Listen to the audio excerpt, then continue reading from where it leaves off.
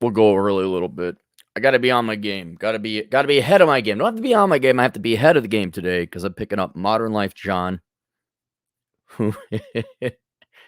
He says, "Hey, I'm coming to Vegas."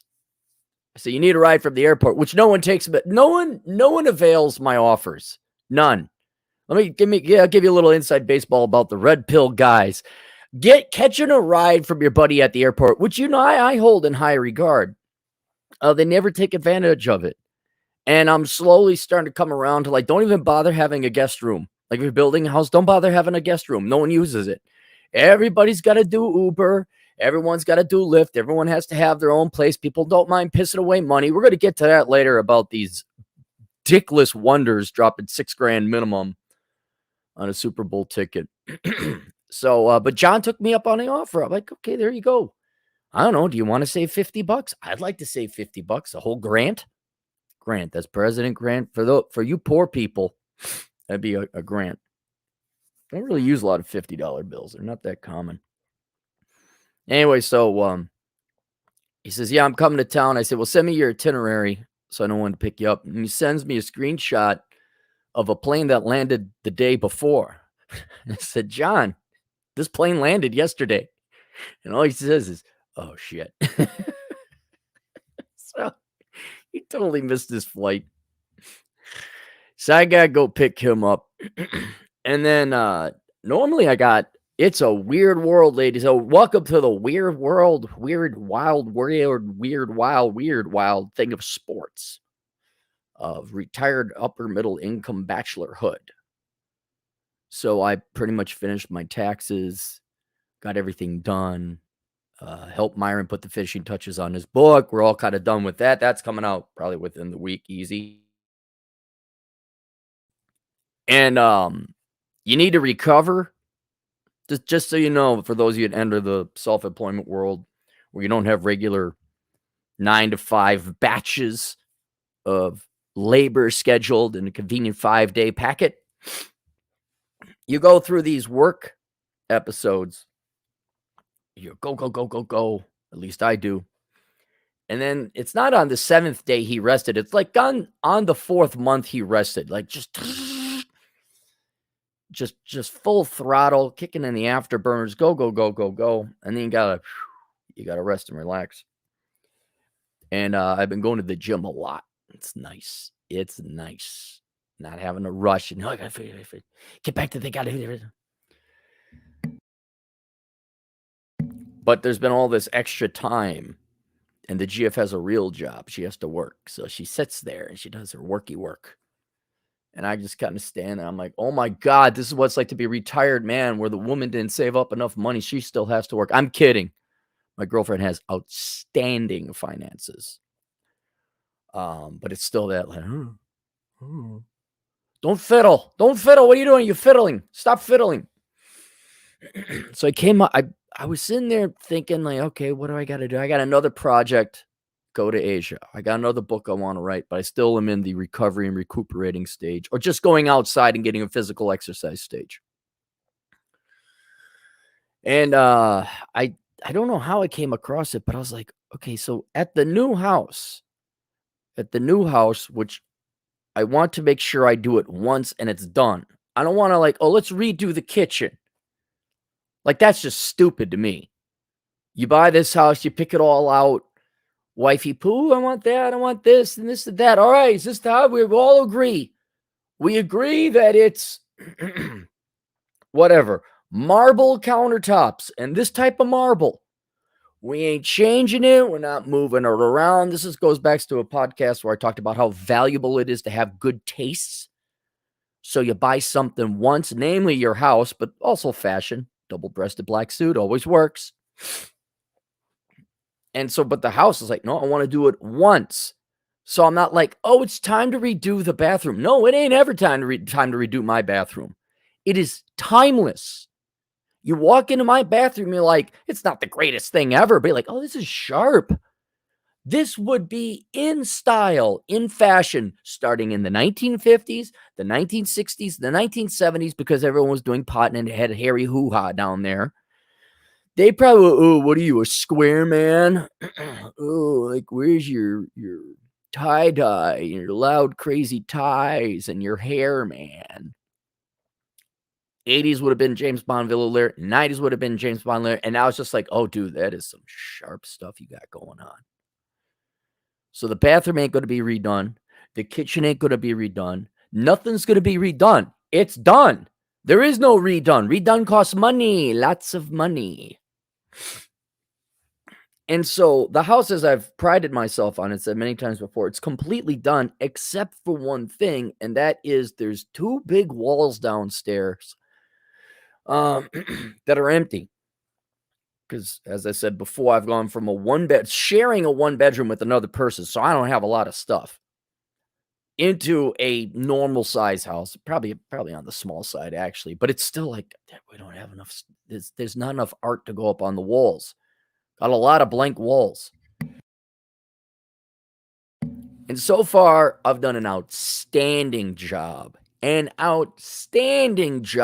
of decorating the upstairs. Right? Men, you have this ability. You don't need to hire an interior decorator. You're just like, I don't want this, I want that. A lot of which is some photography I've taken on my motorcycling and hiking days. Just got a big mural of big ass pictures I blew up, put them up on the wall. I got some classic early 60s muscle car artwork above the fireplace. I got some tasteful things here and there. Downstairs is pretty barren. Pretty barren.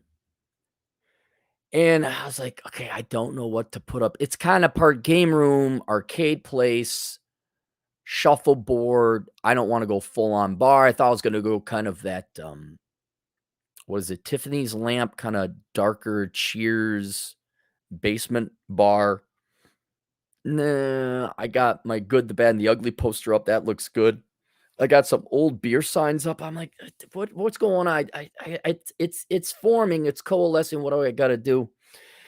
And then I was on the internet, and someone had sent me a picture. I saw a picture of a drawing of a gunslinger in the old Wild West with 2 dolled up whores on each, with the the loud red thing in their hair and their the burlesque type of dress and all that. And he's holding the swinging door open like you did in the West. He's got a gun in one hand, the hand out, and 2 girls. I'm like, that's got a place downstairs. And so now my project, I'm like, all right, there's all these great artists out there. I need to find like the picture perfect pieces of art that go downstairs. That one, it wasn't until I saw it. Like, what goes down there? I don't know. Then you see, like, that goes down there, though. I don't know what goes down there, but that's one of them. And so I found out, I did an image search, and this is on DeviantArt. And I remember Chris Muir of Day by Day cartoon fame, which you should all check out if you like a conservative comic. He gave me some pointers about finding artists to draw my comics because I can't draw to save my life. He says, oh, yeah, go to DeviantArt. And so I figure, okay, I'll go to DeviantArt, and I'm very confused how to navigate that site. And so what I did, you go to the main page, right? And at the bottom, it starts showing you some artwork, and it just says next. And it dawned on me that if I'm going to get the right pieces of art, it's going to take a lot of hours of searching. Think of all the people that do art, right? All the digital, I don't want a painting. I don't need an oil. Oh, it was painted by this famous painter. I don't care about that. I want like, that looks good. That is visually pleasing. When I go downstairs, I'm like, I can appreciate that artwork, whether it's printed off on a laser printer or not. I don't need the actual signature of the person.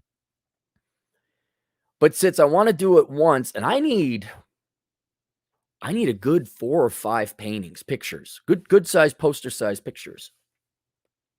My project now is to just go through all of the DeviantArt archives, which many of you laugh because I looked at all the different artists and art up there. And I was kind of misled a little bit. Chris says, yeah, you can find some comic book artists up there. So I thought, oh, this is like a guild. Like, oh, this is where the good artists hang out. Like, anyone could open up a DeviantArt thing, and there's some crap art. I'm also realizing that a lot of people on DeviantArt are mentally ill. I get it. Okay, enough fantasy fiction, enough elven girls with the pointy ears, and they're all emotionally and fantasy like, hey, you girls could just go to the gym. You don't have to paint yourself the way you like yourself to look. You could just go to the gym and look that way. A lot of I don't know how else to describe it. Like you look at people's art, you're looking in their mind. I'm like, man, you got one fucked up mind. That is really effed up, man. That I don't wanna have coffee with you. That's some weird art. Talented, but that's some weird art. And I knew it was gonna take I kinda knew this, like, especially going back into the '90s, if you're my age, when the internets just came out and they started offering, porn on the internet, you guys would spend days, weeks, months, maybe even years by today's standards, looking for porn. Just looking through porn. You would. Guilty of it too. I'm not claiming I'm some, sinless saint. And, I'm thinking like, I'm gonna have to go through all this crap on DeviantArt to find that one beautiful picture where I'm like, "That goes down there."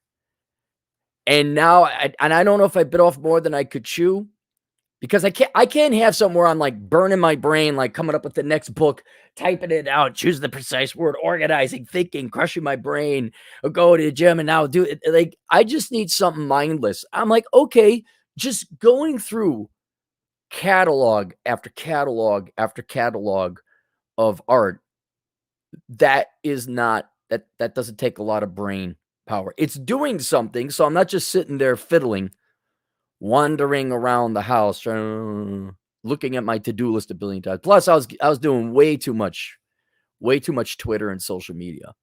I understand if you have nothing else going on in life, why that I don't want to say addictive, where it's like the next best thing because it is human interaction, albeit digitally. But it's not good to look at that abyss too long. And so now I think like, okay, this is perfect. I got like the perfect project. It's not too mentally consuming. It's not too mentally taxing. I still get my gym. I still get my hikes. Dog of no real value is back, by the way. I could finally go for a hike with dog of no real value and toss a ball. But I get my physical exercise, and I'm just gonna go through all these pictures, man. I'm gonna try and get through all of DeviantArt and find like these 4 or 5 great pictures I need. And it's gonna take a while, but I was sitting there I thought of this from an economic perspective. People who have visited my house, all few of them, who have seen the house in its final form, okay, he chose that mantle, he got that picture, he did that. They're like, "This is amazing." Like, they're shocked that I have an artistic eye. I don't say artistic ability, but an artistic eye. I know what I want. I had a theme. I had an idea. They're all highly impressed. But it's also because I precisely chose and thought things through. And so, again, to save time, I'm not going to read because I frame my own pictures. All right, that takes time. You gotta get the canvas print. You gotta cut the wood. You gotta staple down the wood. You gotta do it takes time. But if I put the time into it now and search, I put the hours, the days cumulatively into going through all the pictures on DeviantArt or other art sites. There are others like Play Art or Station Art. I don't know if it's PlayStation or what, but there's another site like it. If I go through and sift, how many people go through and look for that? How many people do that? How many people go through and look for that type of art, that type of artist, and then choose that precise artwork that fits in their house or their gallery or wherever they're putting it, house, garage, whatever. And then I put it up there and they're like, wow, that's nice. Because so few people have the time to do it, let alone do it, that art then has value. Not necessarily economic value, although that too maybe. But people are coming, not that I'm trying to impress people either, but it's like, wow, that stands out. That fits. But how many people go through and do that? I don't know if you ever watch these like HGTV shows. I every once in a while I'll watch it.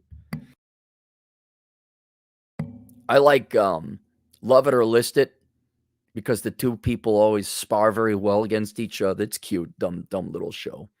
But a lot of these is where the guys do all the work and the pretty set of tits, like, oh, I'm gonna pick this, we're gonna pick that.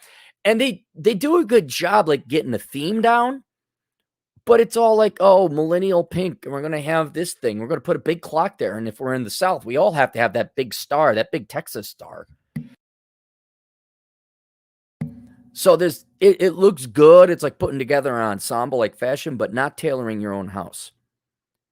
And so now I'm like, "Oh, if I feel like I got purpose and meaning again, I could just sit through, go through for hours, days, finding the lost holy grail, and then I find it some person on their Adderall actually has a skill and a talent and made this beautiful thing. And then I'm gonna go up to the artist, and you know where this is going, right? You know where this is going. Hey, artist, I see you're starving, but I like your art and you're skilled. Would you like money in exchange for your art? You know what the artist will say? Nothing, because they're artists, because they're too lazy to even email you back, because they're too busy being on their Adderall and like, woe is me, I'm starving art. You wouldn't be starving if you took this money.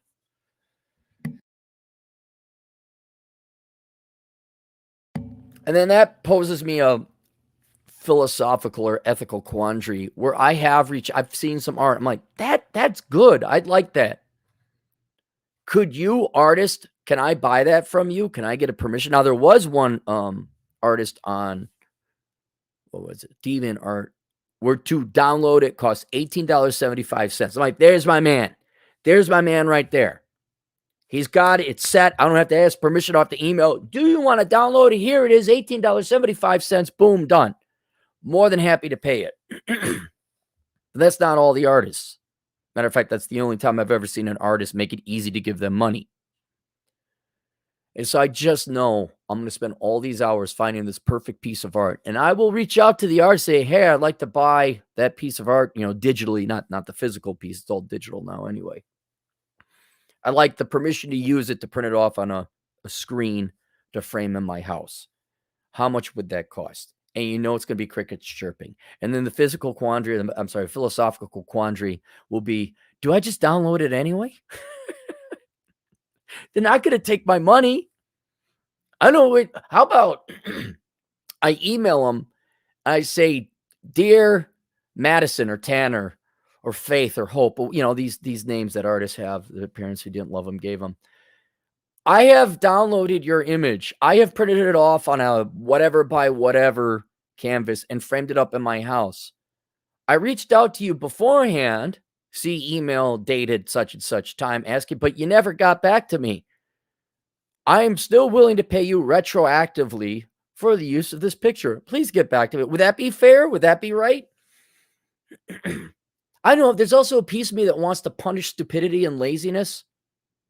It's kind of the same thing with the girls on, I don't know if it was I don't think it was OnlyFans. I think it was Chatterbait, but no one knows. But I think it was Andrew Tate that Rollo interviewed, who was running this porn site.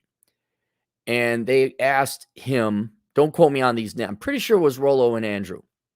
And Rollo asked Andrew, like, well, what do you so these girls drum up, say, $10,000 a month. Do you split 50-50? He's like, oh, hell no.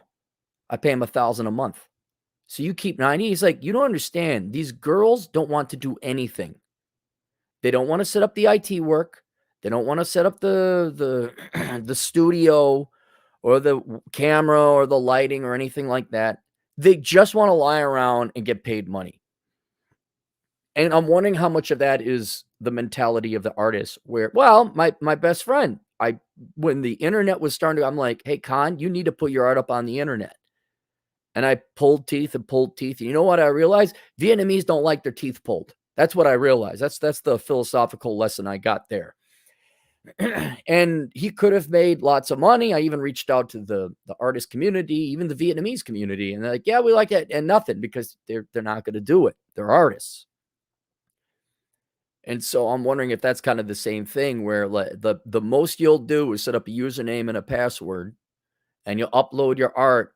When it comes time to set up a PayPal or emailing someone back, I've hired a couple artists to do cover work for my covers. The best one I'd have to say was this kid over in South Africa.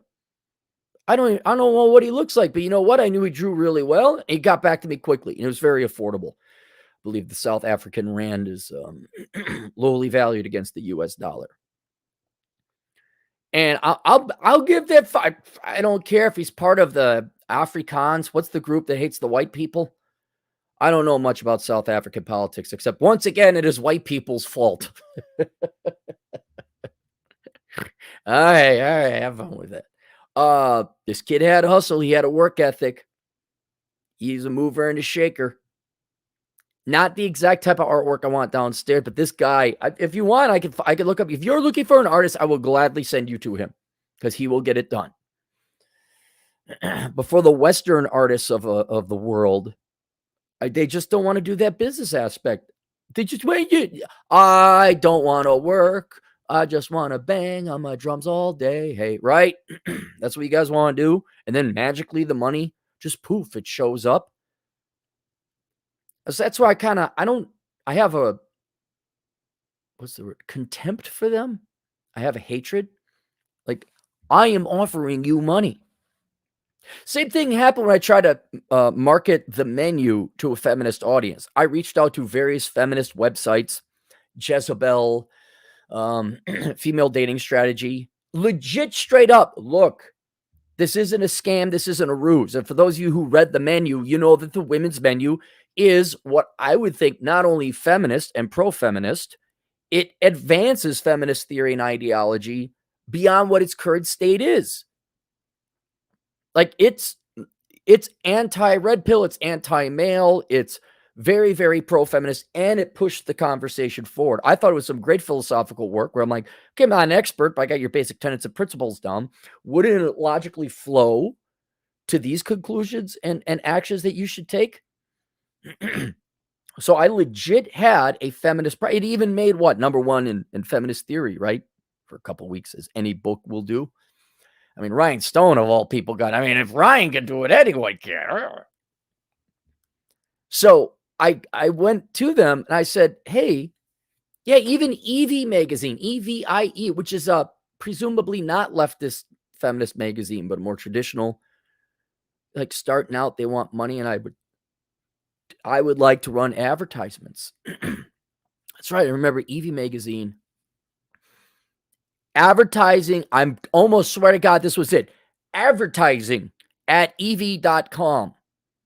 Like, logically, this is where you go. You would like to make money. I send the email, came back undeliverable. Gee, I wonder why women make less than men. I really do. And it was so hard. It wasn't hard. It was impossible. Not one person from the marketing departments got back to me.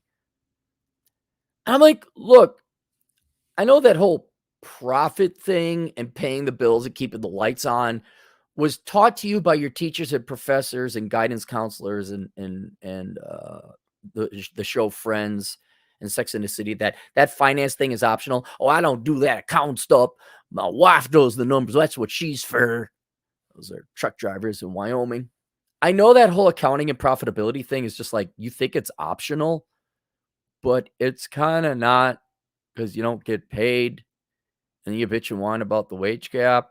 Where if you did the boring stuff, like email people back, say, here is our advertising schedule, here's our rate list. Or if you were a female who wanted to go on, I mean, it's a joke. It's an absolute joke. All these girls on OnlyFans, I don't make that much money. Oh my God. Well, what are you doing? Do you got lighting right? Do you do more than just show up and take your shirt off? Like, do you got a shtick? Do you got a gimmick? The Belle Daphne or Belle Daphne? Belle Daphne or the super popular one sold her pea water on the internet for free, or so, not for free, but that gal knew exactly what she was doing. Anytime I saw a picture of it, it's like she's got some crazy hair color on. She's doing some shtick. There's a shtick. It's the difference between a busker or a actual street performer and a bum with a cup in the hand. The bum with the cup in the hand just has the homeless, Vietnam veteran, liberal arts major, grand old pussy, need help, God bless, that.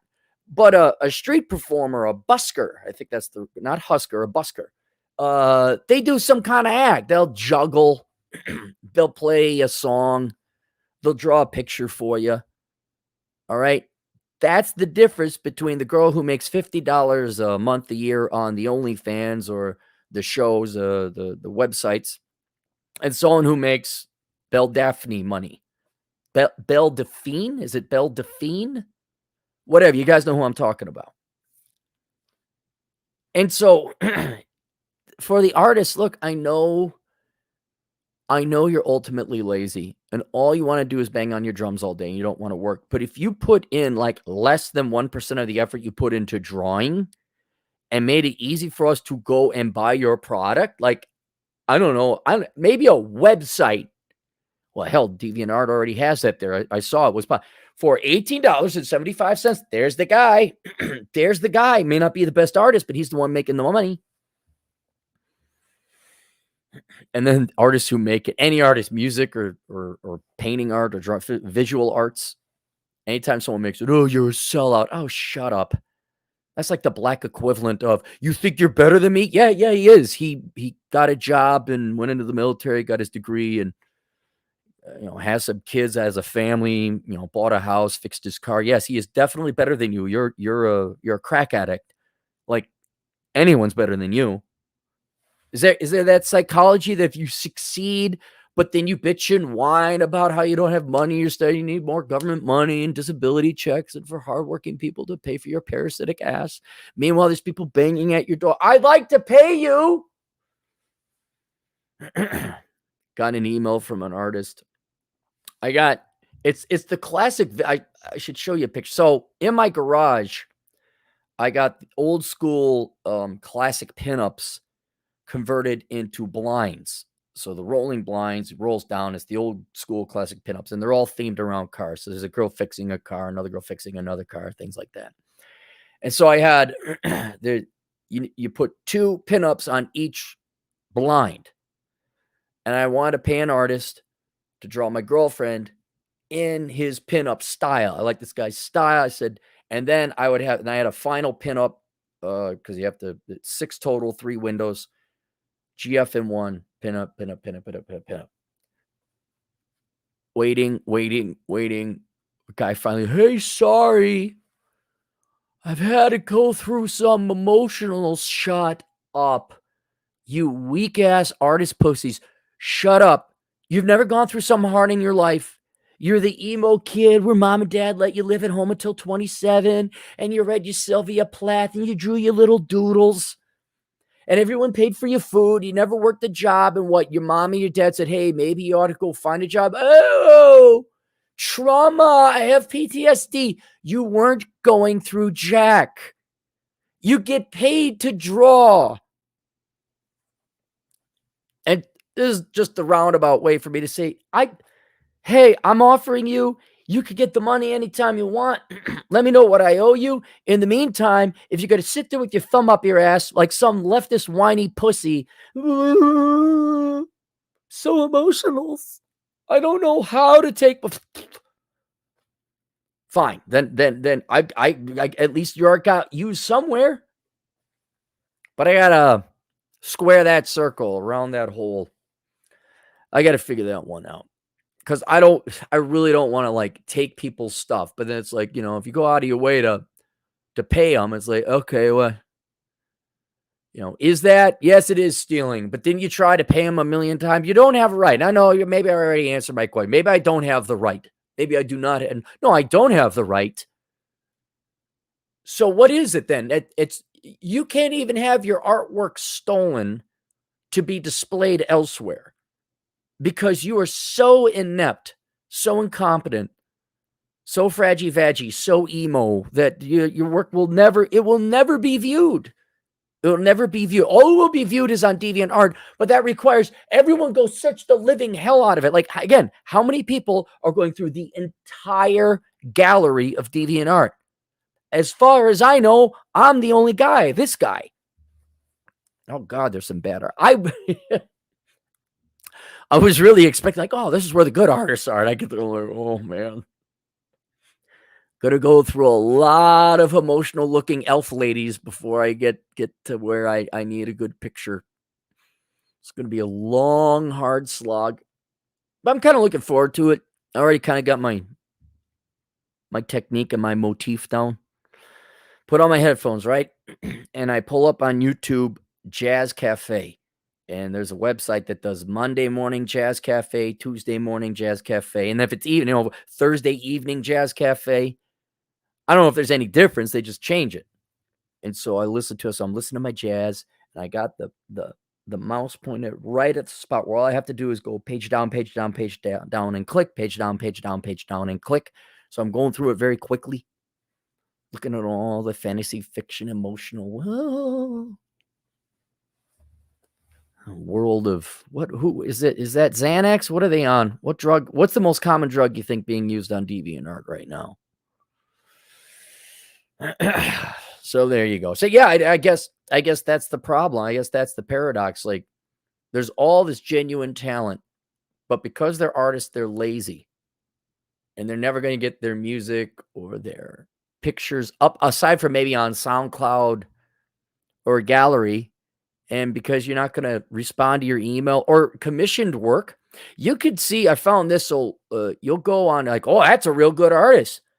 I like that guy's style. There's some talented girls though as well. I mean, I'm like, whoa, this one gal in particular, I'm like, that's the style. It's kind of 1950s, a little more modern, comic book edge, but not comic booky, if you know what I'm saying. I'm like, yeah, that's the gal.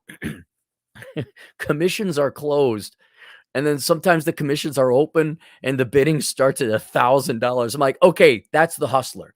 Maybe that's the person I got. Like, here's your money. I'm not going to dick around, wasting my time. Paint this for me. So that's all right. Let's go to the super chats, of which we have several. Today's donations go to gas to pick up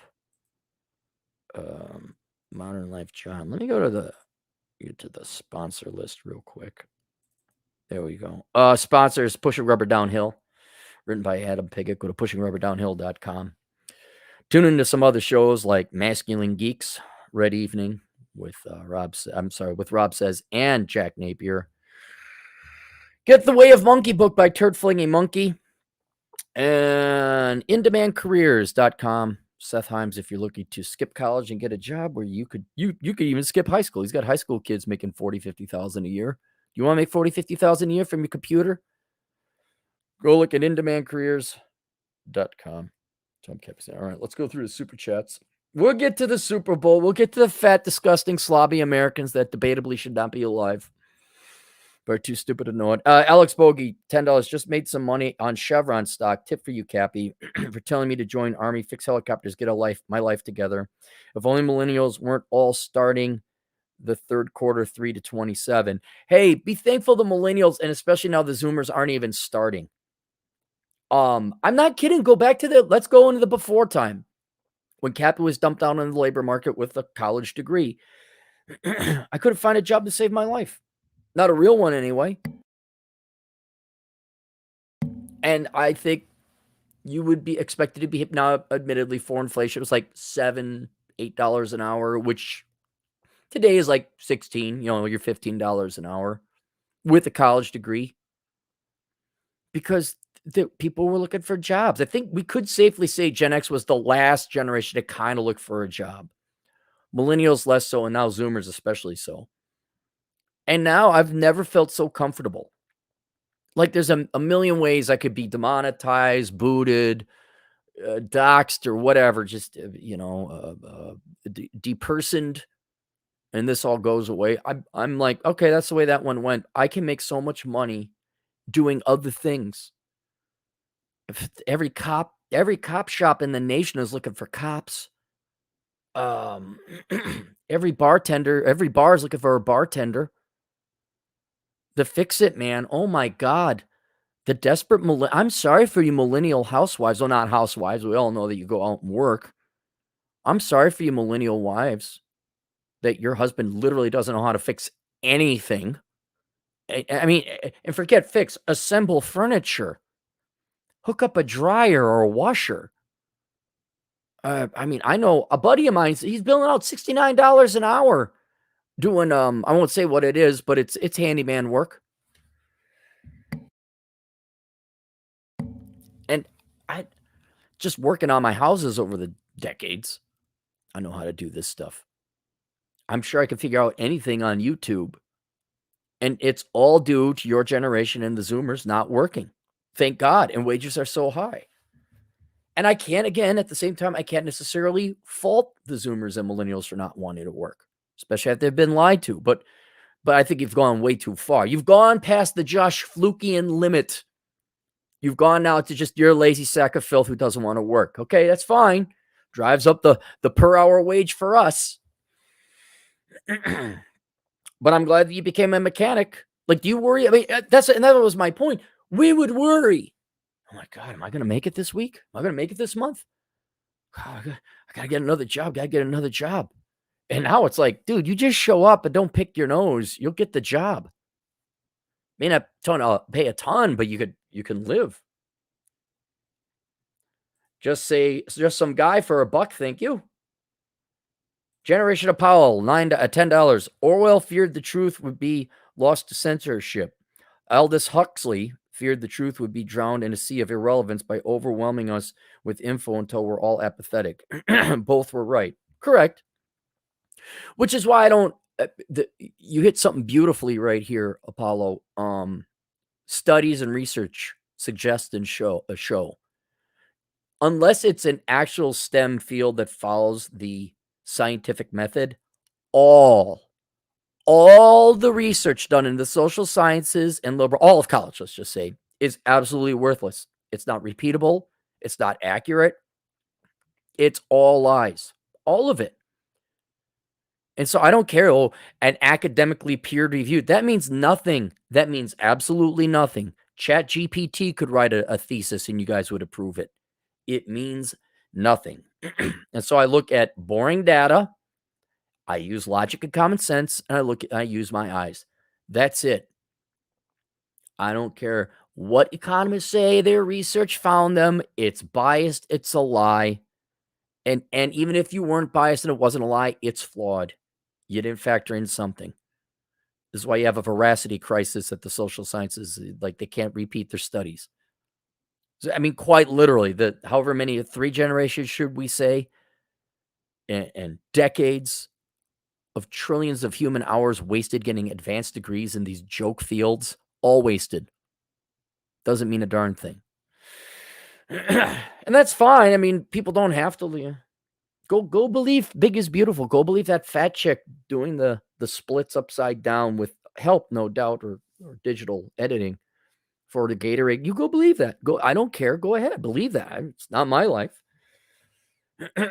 I'm going to be in actual shape and not die at 50 years old of cardiac arrest. Watch, because of some heart condition I'm unaware that I have. I die at 50 years old of cardiac arrest. The Black Channel. Hey, where have you been, man? 15 generous dollars. List of ideas for remote jobs at home for hand-working adult-type Gen Zers. Oh, hardworking. Remote at home. Well, there's not a lot. I mean, it's computers, programming specifically, or accounting, which is the one obviously Chad and myself promote the most. There's no doubt others. I mean, any white-collar job can inevitably be done over the internet. It's just that you got to put in your dues. And this is why I'm sympathetic with the Zoomers. You got to suck the boomer cock. Well, we did it that way in 1968, so you got to do it this way in 2023. But those are the two. I mean, if you could get it, whatever, drop shipping, any way is the correct thing. However you do it, buddy, however you do it. But I think the easiest way is accounting. 7-step survival. Everyone, please subscribe to Doug's channel over there. $5. Work hard, be diligent, and think things through. You could go ahead, miss me with that bullshit. Well, what I like about you, Doug, is all that labor and effort you put into it goes into your own housing and lodging. Like, you don't work for an employer, have a third of it taken away, 2/3 to build your house with. You say, screw that, I'm just going to build my own house, thereby saving yourself a third or enriching yourself by a third. Doug, again, for $2. I don't need game. Rich Cooper sold me tactical soap. Doug, I gotta curious. Maybe you send me an email. What's that like when you're dating girls? Because you're a younger guy, if you're even aiming to date them. You tell, oh yeah, I do survival. I got this YouTube channel. Like, do they just, oh, survival? You're one of those preppers. Ooh. I just gotta see. Do they realize like that's the guy you want? This is a guy who can fix your car. This guy could build a house. This is the stable guy. I think they're so far removed from any kind of responsibility. They wouldn't be able to identify it in a man. And then they'll go bitch and whine about how the guy, he don't do nothing. Well, you dated or married a guy who don't do nothing. Didn't the music therapy degree tell you he wasn't going to do nothing? Well, don't date that guy who's like fixing the diesel fuel generator or the diesel generator. don't they, he's the one's going to have electricity. Nonstop Dre, $5 for Cappy's art masterpiece would be an oil painting of his Carlson degree surrounded by wounded dogs. What more inspiration do you need for Operation Evil? I was thinking about getting a painting. Like, if I found an artist who was really good, have like a mural kind of me and the Great One and Atham and Chad, some other friends. But I don't know what the theme would be like. Would it be a Rat Pack theme? Or playing pool or poker or something like that? What would we do? So, but that's another thing. I'm afraid to like hire an artist, pay him half up front and not get it. That's what concerns me. Mike J, $5. I used to think it'd be cool to be a busker, but then I realized I'd have to sit by crap in the liberal city streets. Yeah, I mean, you're hanging out with the homeless. And I don't know how it is in Europe, but I believe there are city centers where street performers, it's almost like a miniature circus where, okay, here's where the performance art is, almost like a marketplace or a bazaar. Whereas if you go to Fremont, which is the closest thing, Fremont Street, not Fremont, the town in California, Fremont Street. If you go to Fremont Street, there it's just crackheads, potheads, homeless begging for money, and really poor buskers. I know this one, he was literally drumming on an upside down bucket. I'm like, dude, why are you alive? Like, really? Like, this is it, huh? Wake up at 11 a.m. after you get off of your hangover from whatever drug or booze you're doing. You're like, I think I'm going to go down to Fremont Street and bang. Not on the drums. That's too fancy. You're going to bang on an upside down bucket from Home Depot. Yeah. So I really, if you guys want to see, I'm sure every major leftist city has homeless people. Go to Fremont Street. It's like, there you go. There's America. All these fat, disgusting people at Walmart come out drinking and smoking pot and looking at a bunch of dregs of society, like performing. Oh, that's your gimmick, huh? You're going to do that, huh? Okay.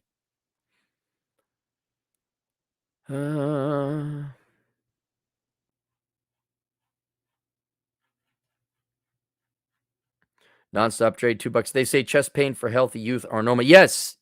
Chest pain is normal. Suddenly. They all died suddenly. Dre for $2 again. Why do you dislike the Great One podcast? I love it. I don't dislike the Great One's podcast. It's one of my favorite podcasts. I have disagreements with it, but I don't dislike it. I like it very much.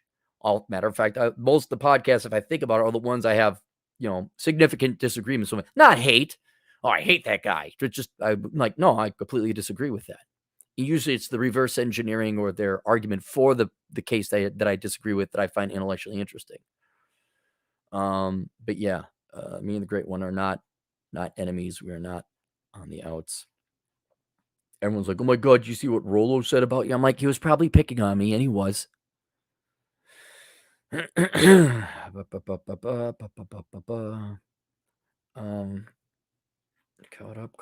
up. Boom. All right, here we go.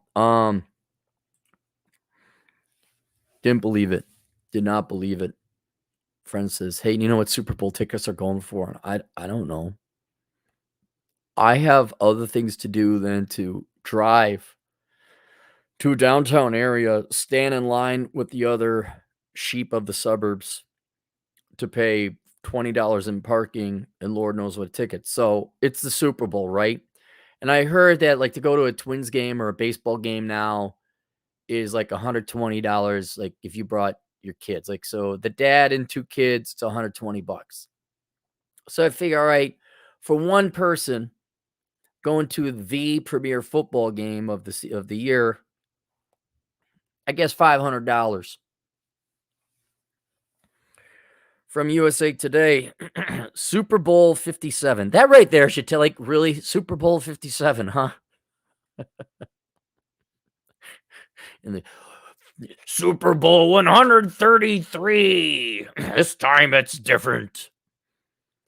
Super Bowl 57 tickets cost more than past years. Here are the cheapest and what you know about buying them. If you're planning to go to Super Bowl 57, get ready to pay thousands of dollars. Thousands. Philadelphia Eagles and Kansas City Chiefs will play for the Lombardi Trophy February 12th at State Farm Stadium in Glendale, Arizona.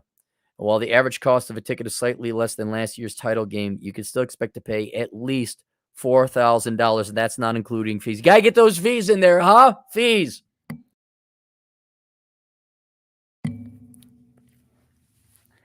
It's a little bit below last year, so in some ways, fans are getting a bit of a break from that, but it's certainly sort of above what we've seen in past years. Chris Linden, Director of Consumer Strategy at SeatGeek, told USA Today, here's what to know about the Super Bowl 57 ticket prices. How much do they cost? The average price people have paid for a Super Bowl 57 ticket is $8,761. I have linked below to Thor and Missy's GoFundMe account. Missy had a spinal cord injury and was paralyzed from the neck down for a couple weeks. She mercifully and thankfully got feeling back into her body. However, she is crippled. They have incurred a lot of medical expenses that is not covered by insurance. And if you see, I'm like the bad guy all the time, right?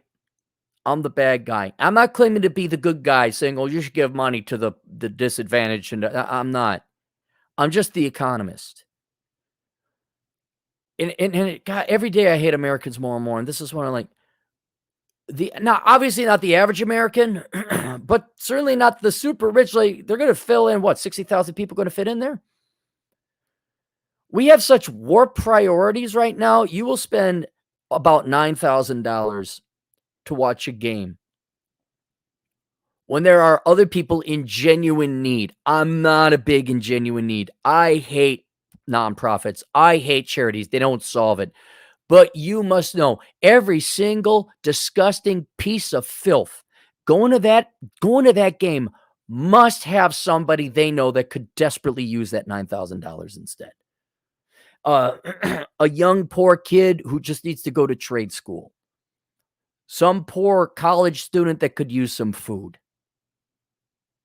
Thor and Missy. I mean, literally, or maybe yourself. Forget charity or people who genuinely need it. But what about like maybe you just want to, I don't know, have retirement? How many of these people, these cocksuckers going there, don't have all the credit card debts paid off? How much you want to bet that's it too?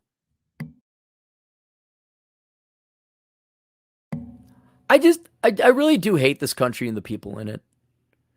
You know, back in the 80s, it was great because we had Ronald Reagan and grandparents were alive and they're good people. Now it's just disgusting filth. This has nothing to do with the new immigrants coming in. I'm talking the natives and the immigrants coming in. I hate all of you people. You're dropping $9,000 on a sports ball game. I guess there's a little bit of resentment that I have, like the propaganda that Like the millennials, like, oh, we were lied to. You were. One thing that I hate, not as much as being lied to by teachers and professors that you had to go to school for 20 years to not find a job, but this importance on sports, I didn't understand it. I'm a kindergartner. Here they are, man. They shove sports up your ass like a teacher did their dick up their little kids they're trying to teach. That's a slam on you teachers. A lot of teachers like, I don't find that insulting at all. Why, thank you. Man, they had to teach us that sports was the number one thing. I'm not joking, kidding. Maybe it was my school, but kidding, like sports. The Milwaukee Bucks, the Milwaukee Brewers, they suck. The Packers, they suck too back in the day. And you got to play sports. Then when you're not playing sports, then you got to watch sports. Never understood why it was so freaking boring. And now, obviously, with older, wiser eyes, not to mention more intelligent eyes, you look back and you're like, this is the dumbest. Super Bowl 57, huh? This time it's different, but it's not. The Philadelphia Eagles versus the other team that I can't remember. And here's another thing I don't get. Is this all people from Philadelphia and the other town? Is that all going to Arizona? Or is it like, oh, my team lost, but no, I'm a Viking, or not Vikings, a Philadelphia Eagles fan. You just switched allegiance there, and you're going to go pay for the money to go to the sports ball that would afford a car. I'd afford 2 cars in my world. You truly stupid people. I don't want, and it is. I'm making aims to come up with a plan B.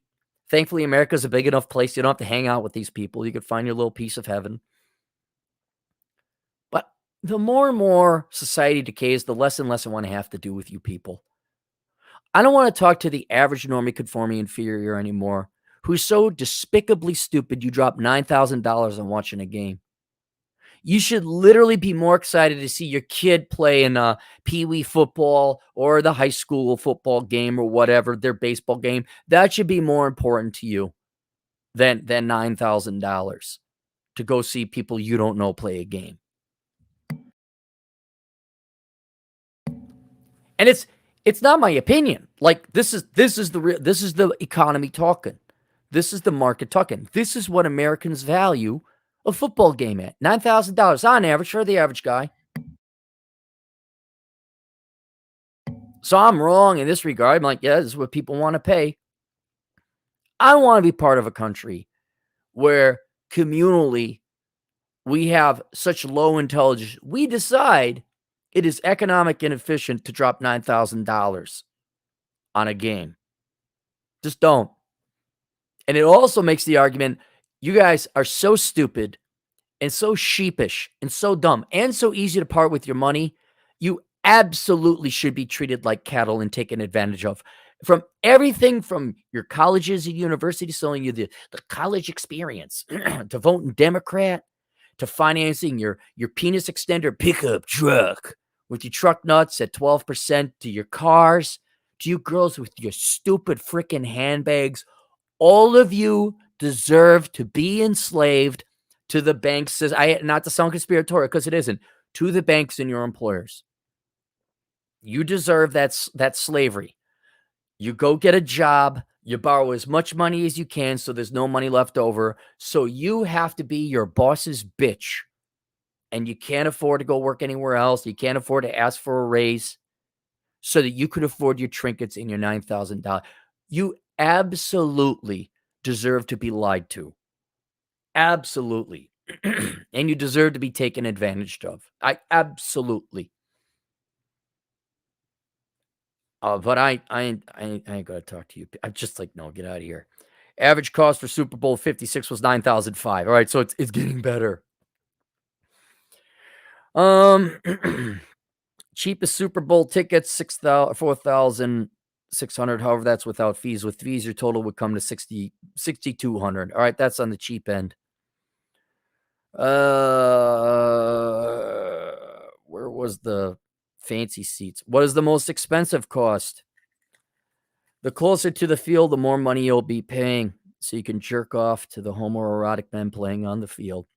Some of the most expensive tickets on the second market are in the hundreds section of the State Farm Stadium, the closest to the field, or in the suite levels. The most expensive ticket available is on Game Time. It'll cost $34,596. There's a college education. Down payment on a house. We can't afford a house. Why don't you give your kids that money to put on a house or buy some land? Row 4 behind the Eagles sidelines with fees that will cost $46,000. That is $12,000 in fees. Bah! Bah! Missy is in pain every freaking day, and some cocksuckers willing to pay $12,000 in fees at $36,000 to watch a bunch of guys throw a ball. F all of you. F all of you. I would genuinely wish some things, but I can't wish them. I can't. But you guys can imagine. And it would hit the news. I'd be laughing my ass off because nothing would be lost. Nothing would be lost.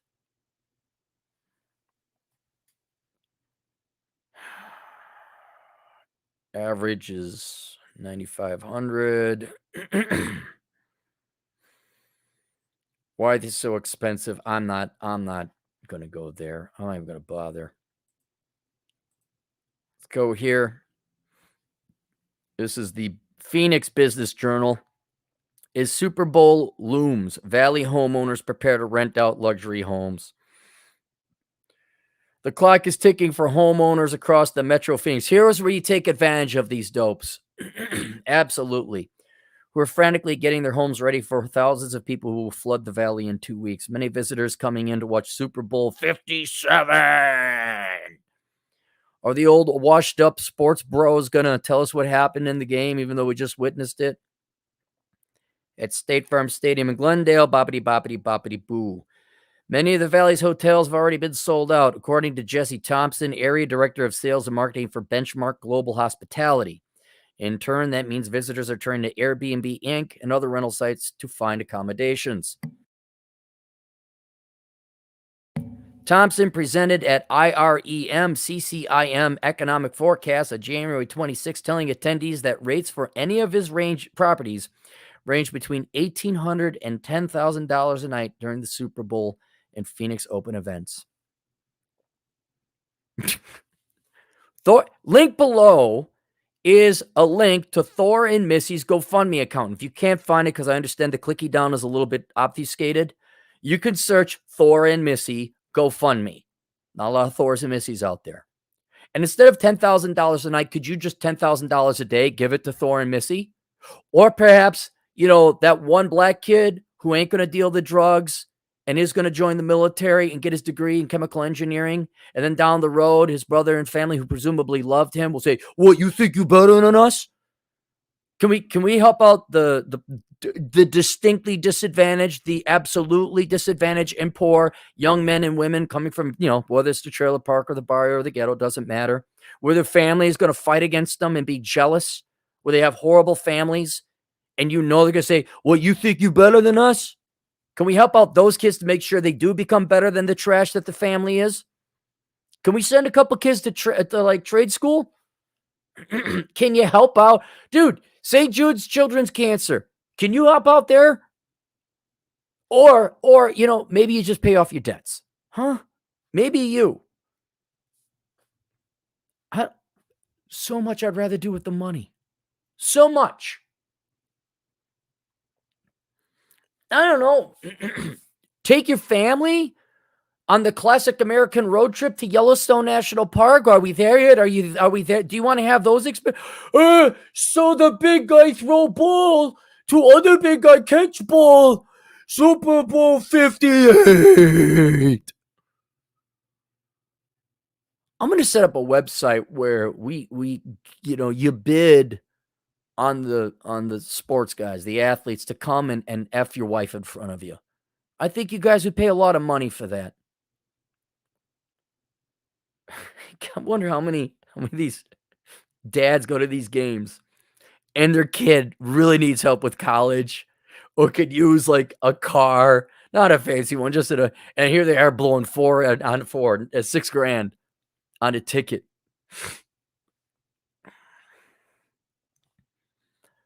Hozo Scottsdale, an 11-bedroom, 12-bathroom property, complete with a lazy river in the desert, is already booked for the entire week before Super Bowl for $11,770 at night. A night. Almost 12 grand a night. 12 grand would have fed me for 2 whole years in college. You guys all know I'm not a leftist. I am not a Democrat. I think they're the most disgusting. Well, they're parasites. They're legal parasites. That's all they are. They have ruined, now coming up on 4 generations of America. There's the most disgusting, vile, evil group of people in the world. They're communists. That's all it is. But there's a limit, and maybe it's my minimalist philosophy, but if I got $2 million, I don't know what I'd do with 5. That doesn't mean you leftists say, see, so you should pay the rest of the money in taxes. No, because you don't give the money to the right people the right way. You've given $30 trillion to poor people in the past 50, 60 years, and you haven't solved poverty. So you don't know what you're doing. But like after $2 million, what else is there? What do you need?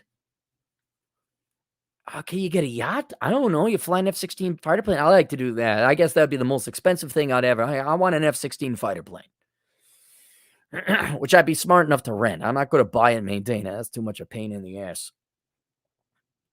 But really? Oh, I need a Ferrari and a Lamborghini. That $200,000 would solve that person's medical problem that they got in a car accident. That would help a lot of kids who probably going to be terminally ill, but it'll pay for, John Cena to come visit them or Captain Jack Sparrow to come visit them while they're, what is that, Make-A-Wish Foundation? I don't even want to know how rich the administrators are getting off of that. I don't want to know how disgusting and vile those people are. I say you could do a lot better for people who do it. I don't know. You got to spend $12,000 a night.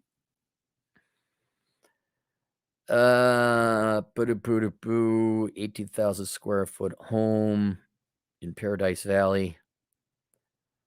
We're installing 30,000 feet of turf around the house, staining all concrete features and house, giving the home a new facelift with synthetic stucco, Blaza said. And who's paying for all these renovations? That would be me, Pritchard said. The goal is to raise $2 million at this charity event. Vacation rentals. More than $1.5 million. Big game, big give was held for a major. What is the private charity there, Mr. Pritchard? Charity party. The 5-star charity party. What does the money go for? I'm just reading this. So there you go. There you go. All right, let me pull this. That's it. I hope a thing happens. I sincerely hope a thing happens. Oh no, Z. All the normal people they're not gonna watch sports next year, huh? That's just too bad. Just too bad. All right.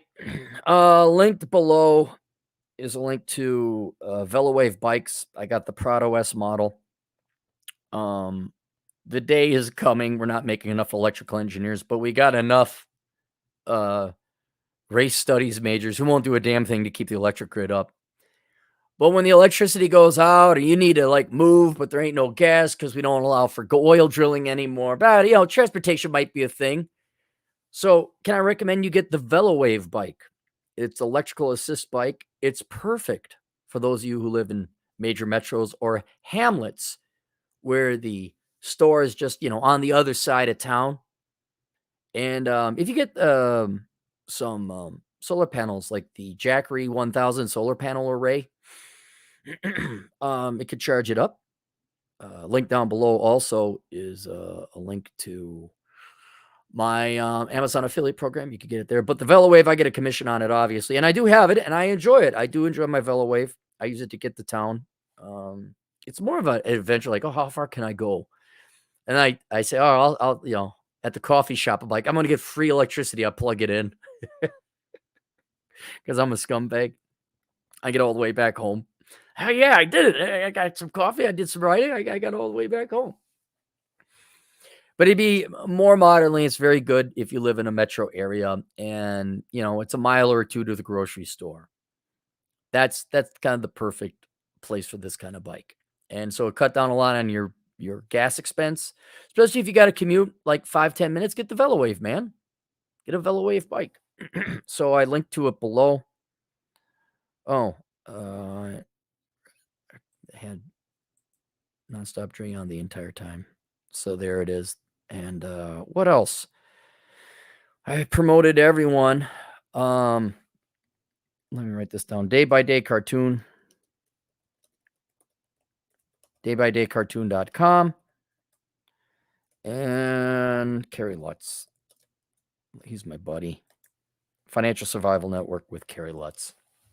All right, let's go to the super chats real quick here. Get through a couple more.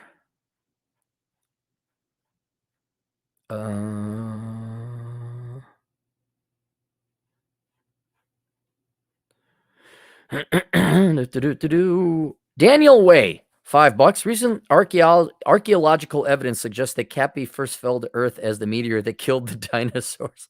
How old do you think I am? That's Rollo. That's not me. I'm not that old. CS, $10 generous dollars. Have you ever watched the Thinking Apes videos, and what do you think about his channel? I listen to Thinking Ape religiously. He is more dark and dour than I not that I like than I would call for.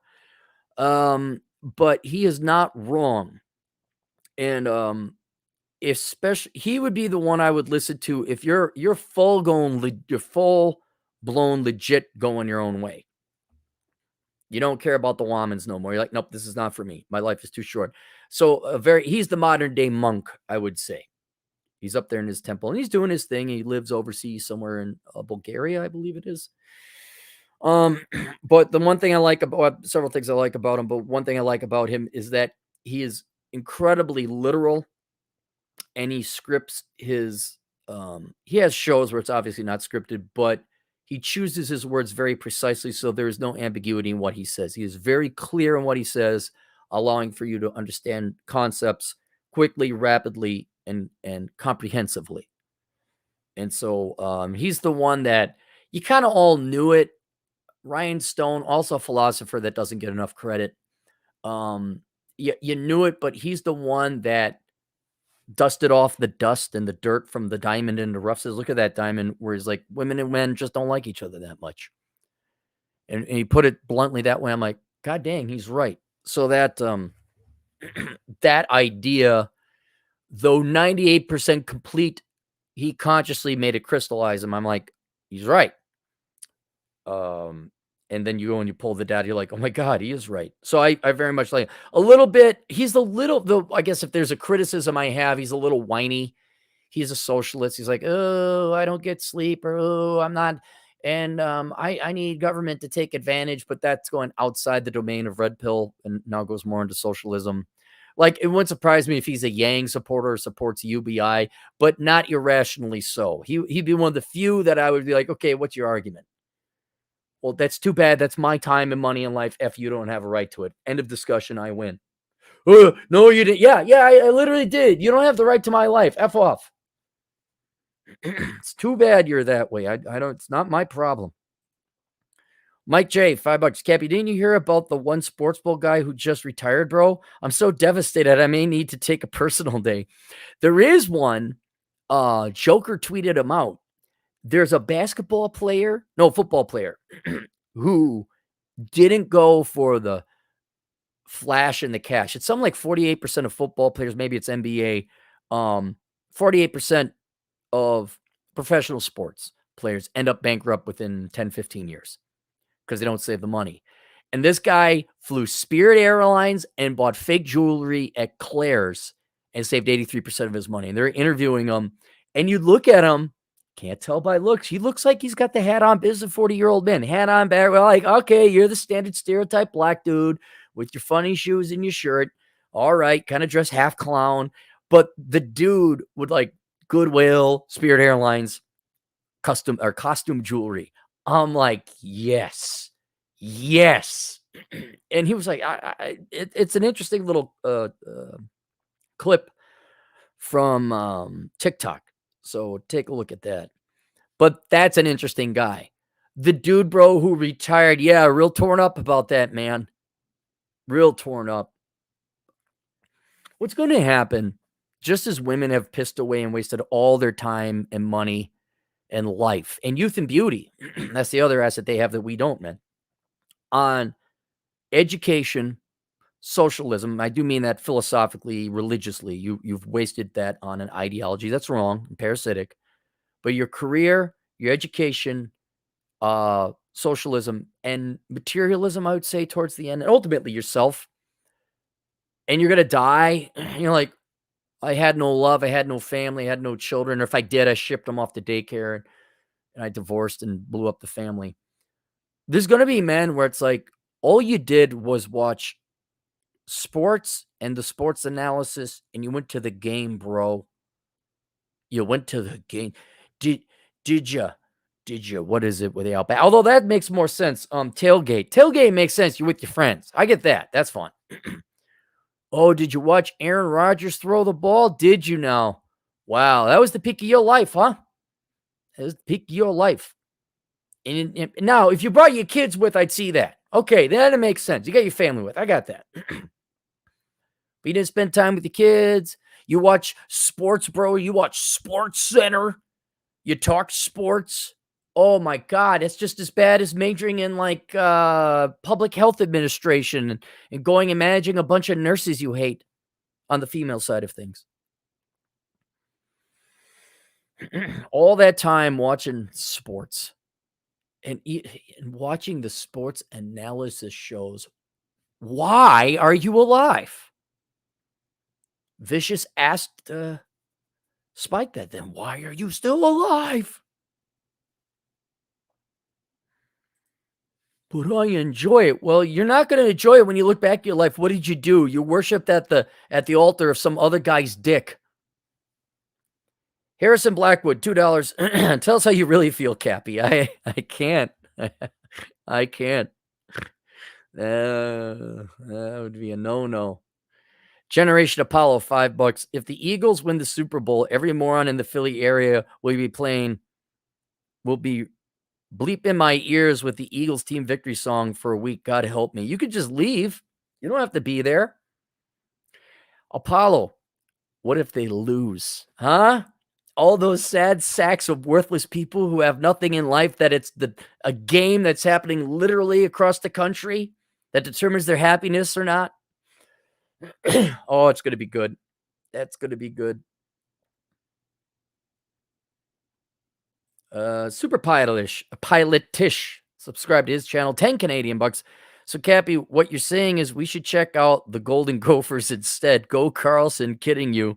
Super Pilotish channel is free entertainment, man. Monday, Wednesday, Friday at noon Eastern. Do you want them to tune in at that time? Obviously, I don't have a regular schedule. I know some people do that. I don't.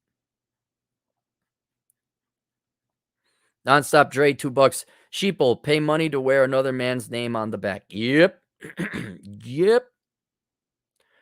Nonstop Dre again, $2. Thinking Ape is like TFM without the doll and economics. Yeah, TFM is more fun and happy and charismatic and a panel. They're funnier. Whereas Thinking Ape is shorter and he gets boom, boom, boom. He gets right to it. I both highly recommend tuning in, but I got it, don't always agree with everything people say. Have your own opinion. Don't think, oh, now I need a sex doll because I'm listening to the TFM show. You don't have to. By the way, TFM does sponsor the show. He has The Way of Monkey book, which let me double check. There it is, The Way of Monkey book. I didn't mention that. That is a good philosophical book that every young person should read. And it quite is out of the domain of politics, red pill philosophy. It's just stoicism. I've said it's the modern day Marcus Aurelius meditations. So if you like Marcus Aurelius meditations, that's good. But I would get the Turd Flinging Monkey, the Way of Monkey book, because it is more applicable and modernized for today. There we go. Let's go to this. Chat GPT just passed an MBA exam. How will it change business? 2 graduates of a New England business school had an idea: buy antique paintings and auctions from auctions and yard sales, quadruple the purchase price, and sell them on an e-commerce site called World Antique. They aim to achieve an annual revenue of $3 million and needed to determine the dollar amount of inventory to have on hand. So how much would that be? That was a question for students at the Wharton School. Now, the Wharton School is the best school, the best, better than Harvard, generally speaking, at least in finance. That is one of the, if not the best business school in the United States. Wharton School of the University of Pennsylvania had to answer. World Antique isn't real, and this scenario is an exam question for an MBA course, Operations Management. But Christian Terzweek, a professor at Wharton, decided to pose this exact question to ChatGPT, a generative AI model from OpenAI, for his recent report. ChatGPT delivered a response that Terzweek awarded an A+. Far from flawless, ChatGPT's overall exam performance revealed a shockingly shabby ability to compute 6th grade math. That's all MBAs are. That's all MBAs are. But its coherent responses to analytical questions based on case studies, for instance, impressed Terzweek. These technologies can not take over the task, but they can be an amazing partner, Terzweek says. Already near 30% of professionals have used generative AI in their work-related tasks, according to a recent survey. Inc. asked business professors and executive coaches, none of which you should trust. Those are stupid people. Business is not a science. It is not a study. It is nothing. It is common sense. It is logic. It is never above 6th grade, let alone 7th grade math. And I'm going to say it again, the only field worth studying in business is accounting, because it's a skill. The rest of it, I don't care if it's Wharton. I don't care if it's a piece of crap MBA program like the Carlson School of Management. Every business school in between, all business degrees are worthless. They're not tough. They're not advanced. If you have an MBA and it is not in something like accounting or actuarial science, you are a moron. Shut up. And for you people going forward, especially if you're younger, because you're going to want to work in corporate America, some of you are, if they have an MBA, again, unless it's in a real field, like, data science, okay, well, I think that'd be a master's of science. If it's general business, that person is a moron and is always posing to make themselves seem smarter than they actually are so they don't get fired. That's it. MBAs are a joke. Business schools are a joke. And now artificial intelligence has exposed that they are. You don't need MBAs. Let's continue on. In Terzweek's report, ChatGPT demonstrated an aptitude for preparing legal documents, writing code, and completing some functions typical of managers, analysts, and consultants. All worthless people. Repetitive tasks such as administrative duties for an entry-level team member or time-consuming analyses such as performing appraisals for managers could be made cheaper and easier with this technology. There's a lot, oh God, please replace HR. Please replace HR. Found an article, send it to Better Bachelor because he's on that big tech dance on the layoff graves of the big tech employees got laid off. One report came out in 2022, late 2022, that it's half of it is HR and sales. Baba, you worthless people. You're worthless. Worthless, Baba.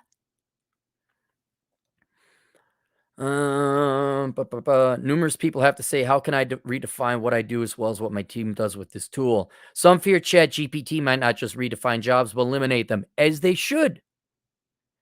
Look, even before AI, a company should have had an executive team, right, without an HR diversity inclusion, right, a solid middle manager staff, like your lieutenants and sergeants, and then all IT and critical employed people with real jobs. No HR, no diversity inclusion, no marketing, no advertising. You could that would be the marketing department's team. It'd be like one guy or a gal with a bunch of people on the computers all day hustling without marketing degrees. That's what it would be. There's your business. You don't need more than that. An employee more than that. Your social director, some idiot writing the company newsletter, fired, gone, fat, trim it. This now starts cutting into the bloat where you do need a managerial team or class. But right now, I think every corporation in America could buy on at least half, if not a mere third of what they got. You could fire all your managers, or not all, but 2/3 of them, and still be fine. And then you supplement it with AI, boom, done. Bye-bye, Mrs. Majors. Dude, bro, majoring in business? Do you work hard? But whoa, sit down, bro. Sit down. Whoa, you're not going to expect what's coming next, bro, because I got an IQ of like 105. We play hard too. Yeah, bro. Bro, work hard, play hard. Or is it party hard? Oh, my dick is hard.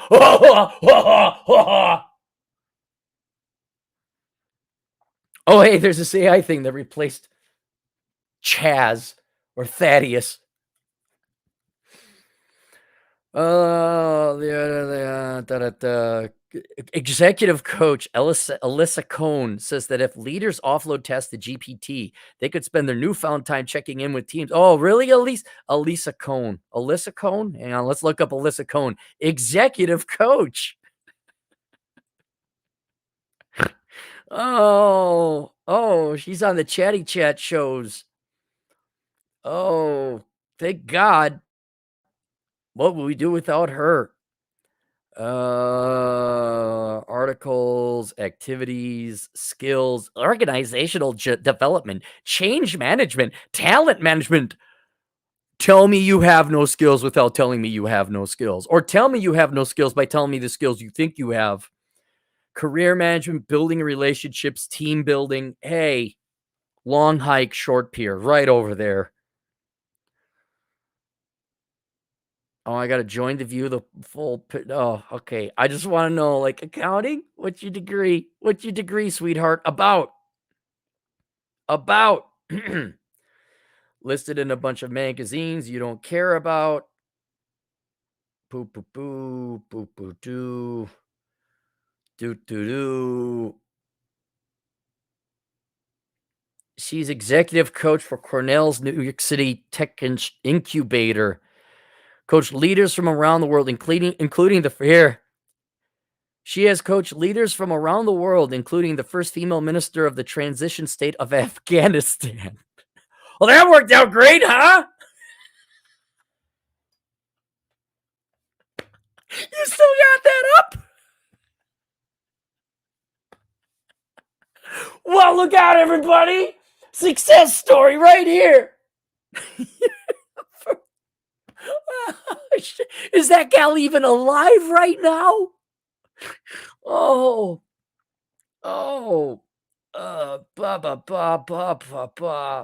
hang on. Do you have more Twitter followers than me? Please tell me you do. Please tell me you do. No, you have 1/5 the Twitter followers I do. Guys, young people, do you see what just a facade and fraudulent BS this all is? These boomers and now Gen Xers, like, they got a degree and they worked for the Fortune 5. They coach at and you find out you're a freaking nobody. I don't even know what your degree is. And you trained, you mentored, you coached the first woman that the Taliban shot once they got back into office. That's great. Great. You set her up for a wonderful and bright future over in Afghanistan. Oh my God. You know, and then there's times I'm like, yeah, I get it. Yeah, maybe you should just collect a disability check. Oh yeah, I got a touch of the tisms. I got the obesities. I can't go to work. Because why would you work with idiots like this?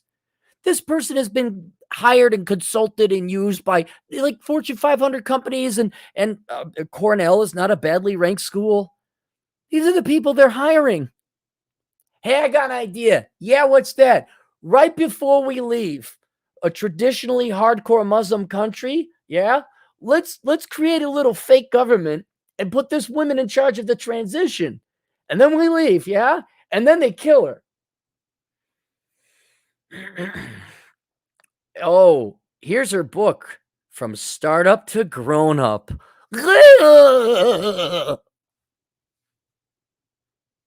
Oh, and she's Myers-Briggs. Oh, are you Myers-Briggs? Tell me you have an IQ of 106 without telling me you have an IQ of 106. ENTJ. Ooh. Do you believe in astrology too?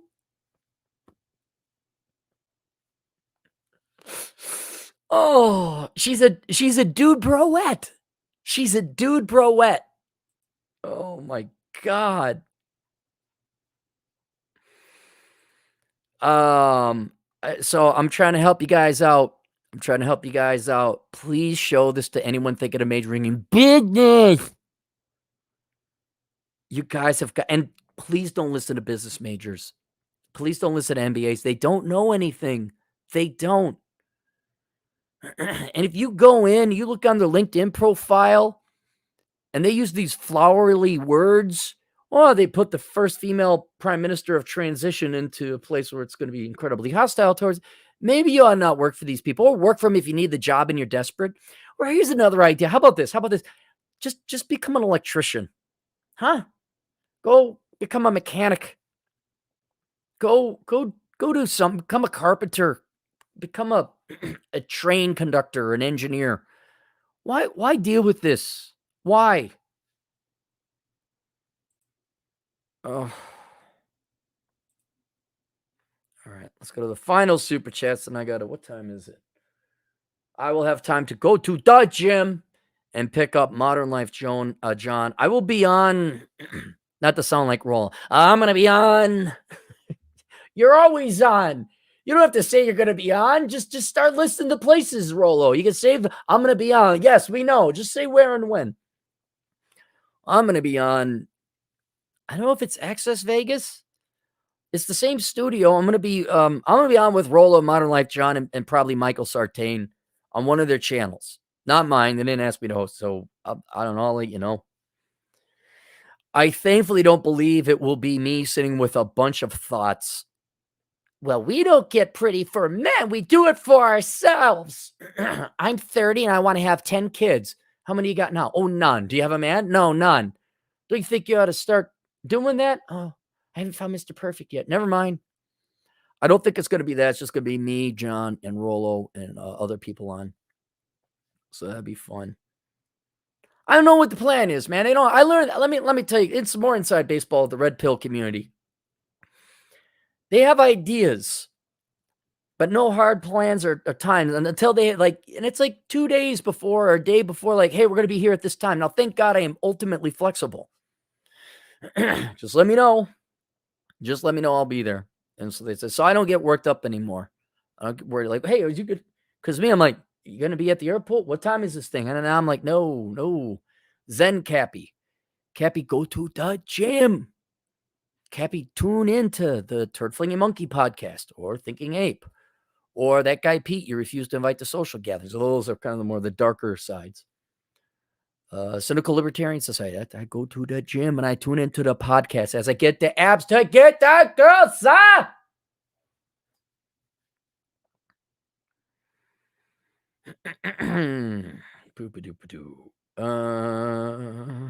Scrolling.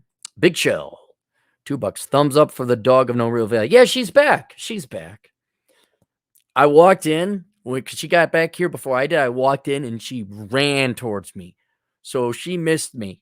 Like that was no joke. You ever have a woman run towards you so happy to see you like the girl did in Die Hard? Whee! She had the pink pants on. This is back when California women weren't fat, disgusting, leftist, Marxist pigs. But back in the day, Ivy the dog came and gave me hugs. Harrison Blackwood, $5. Cappy rules of acquisition. I don't know what you mean rules of acquisition. Abdiel Lawrence for €2. Fire all diversity specialists. Fire them all. Fire all HR. You grab the management staff, say, you're getting off your ass and you're hiring your own damn people.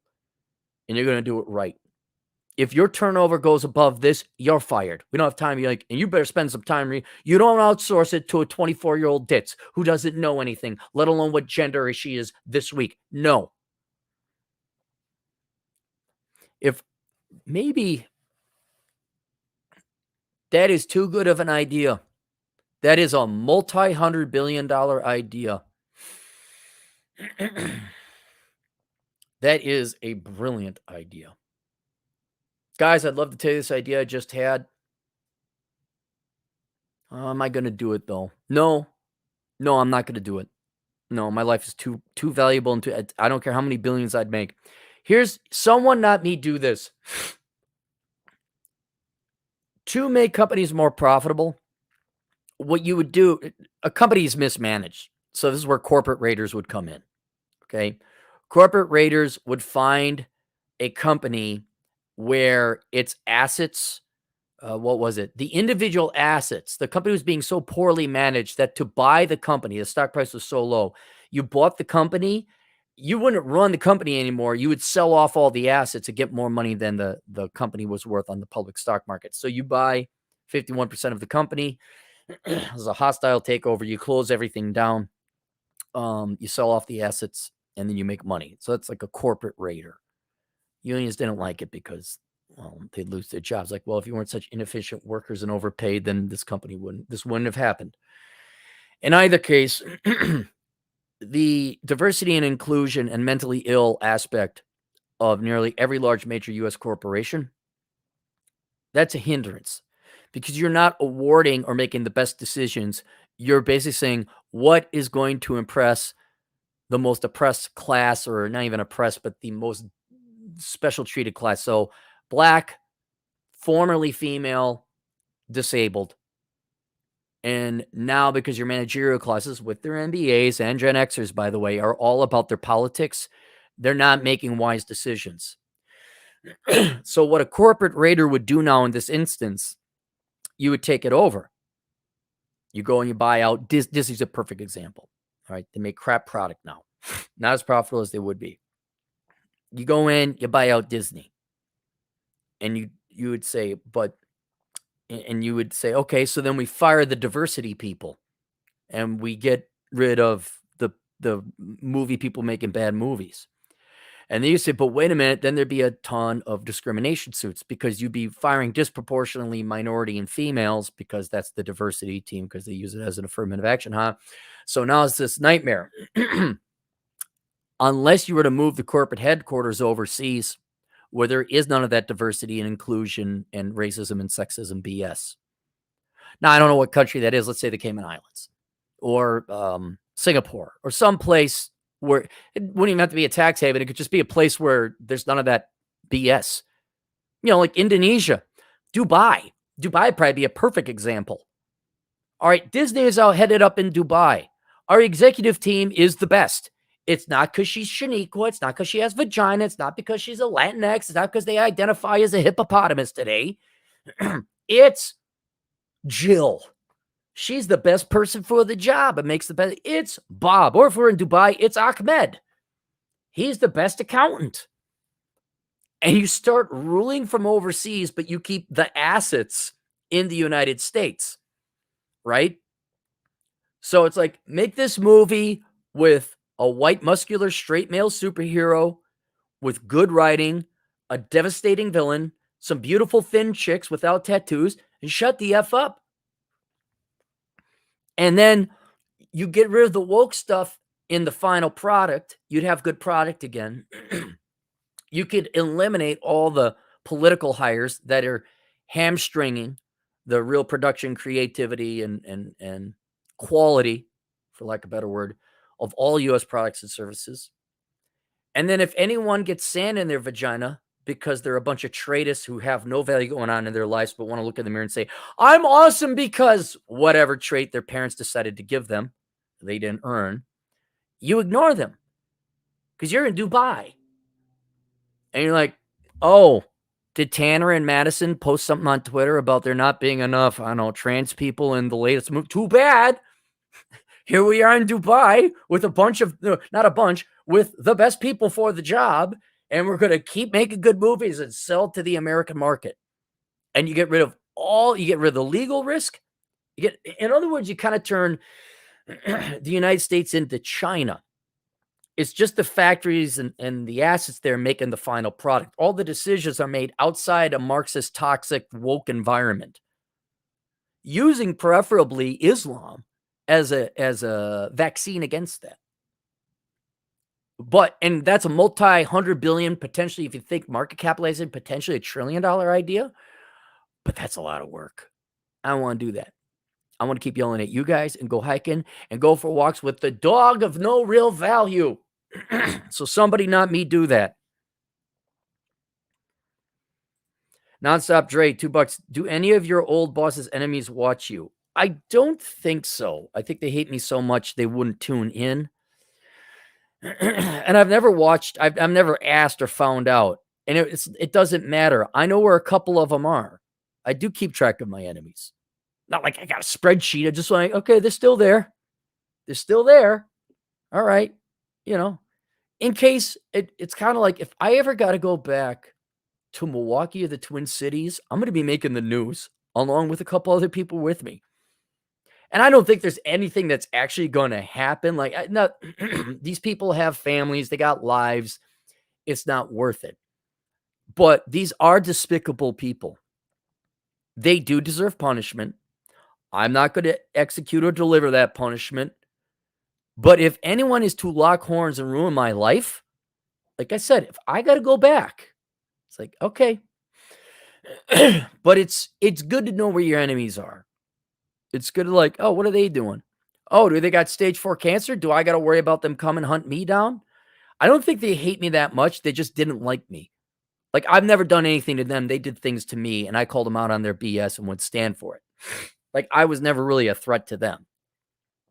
So I think these people just don't like me. They're not out there trying to hunt me down or do anything. But I don't think they watch me. Why would you watch me? I've proven you wrong, especially the banking industry. They all got fired. Some have died of old age. I was proven right. They would just be reminded that I was right, they were wrong. And literally, they're a bunch of washed up NBA dude bros who are dumber than crap and have no money and they're poor. I know some guys, like, because they were bankers, it wasn't their clients that were borrowing money to the hilt.